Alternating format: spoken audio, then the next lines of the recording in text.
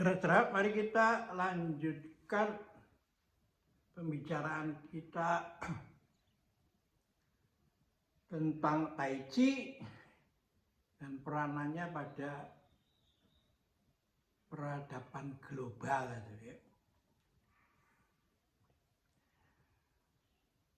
Dalam slide sebelum ini, Anda telah mendengarkan paparan tentang mengapa di tengah perang yang berkecamuk bertahun-tahun di Palestina sana, jalur Gaza, dan lalu sekarang di antara Iran dengan Israel, dan yang lalu Rusia dengan Ukraina, tambah lagi perang tarif, lalu kerusuhan yang terjadi di Los Angeles gitu. Apa dasarnya? Kita toh merasa optimis. Tetap setelah kita menyelami filosofi daripada Tai Chi, gitu.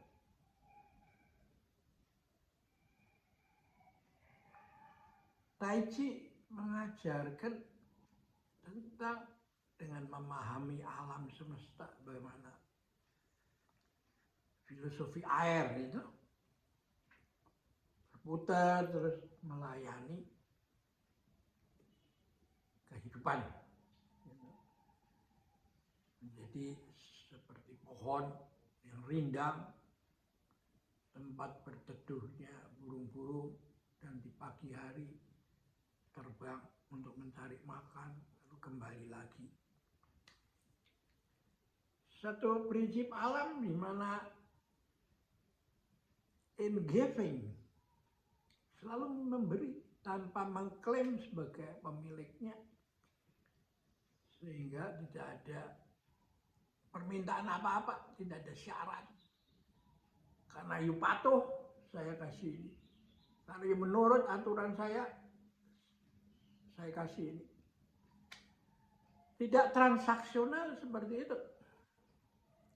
Dan kita sudah melihat bagaimana dunia itu pasti ada sang pencipta yang ide dasarnya ada belas asih. Ya, ketika dia menempatkan posisi bumi di antara matahari dan rembulan itu pas, tidak terjadi kehidupan. Ketika membuktikan bahwa selama 4,5 miliar usia kehidupan di muka bumi ini, planet bumi ini tidak pernah ditabrak oleh hujan meteor, dan munculnya planet-planet yang baru. Ya, kan? Bagaimana jasad relik dipertahankan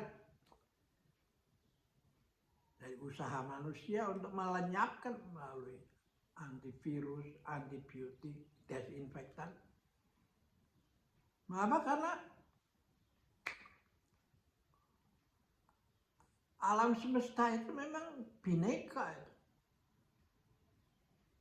Aku ada karena kamu ada. Yang besar ada karena yang kecil ada.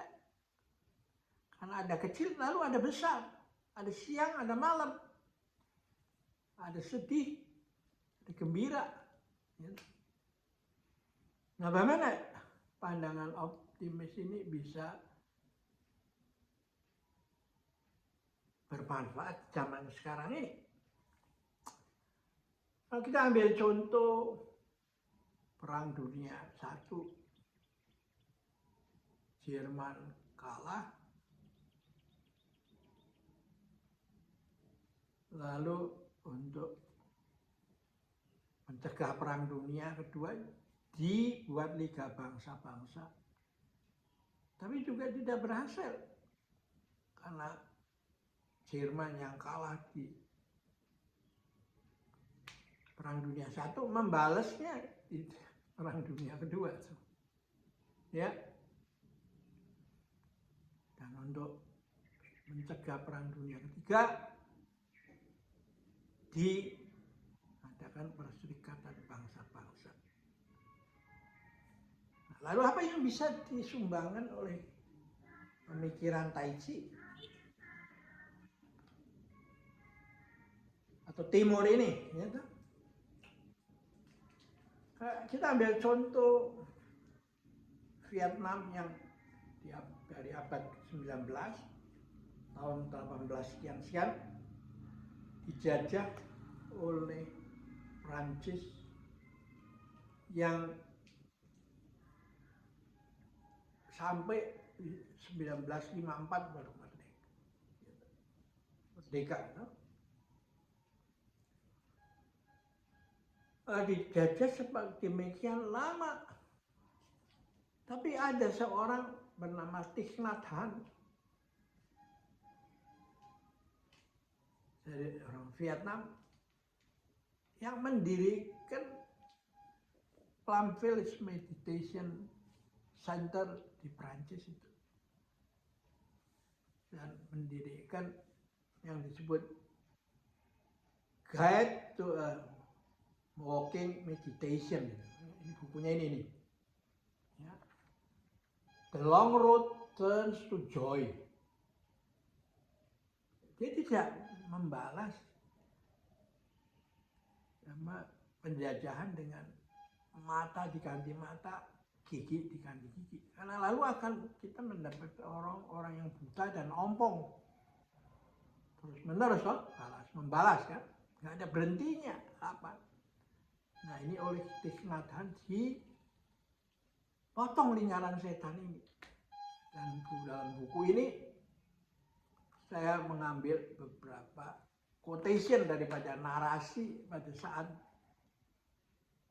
mereka mengadakan the walking meditation ini.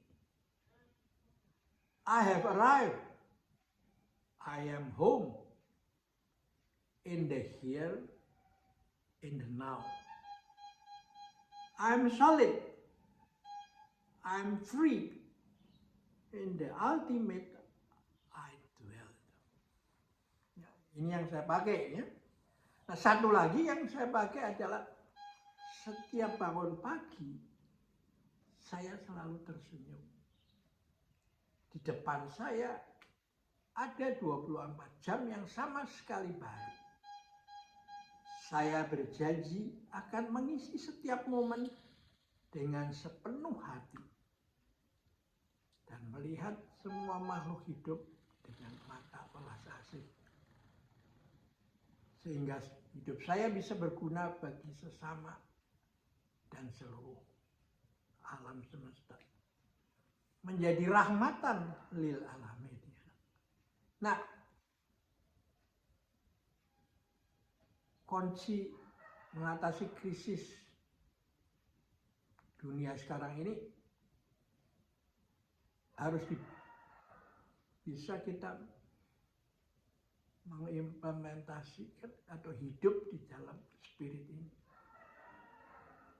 Dan karena itu Tai Chi Nusantara ini bukan hanya sekedar untuk kesehatan, tangkis, tendang, pukul, tusuk, bacok, babat, tapi mempunyai nilai yang mau dibawakan dan disebarluaskan ke seluruh dunia. Ya, kita akhirin dulu pertemuan kita, nanti kita lanjutkan dengan pembicaraan yang semakin mendalam dan meluas, broadening dan deepening ya.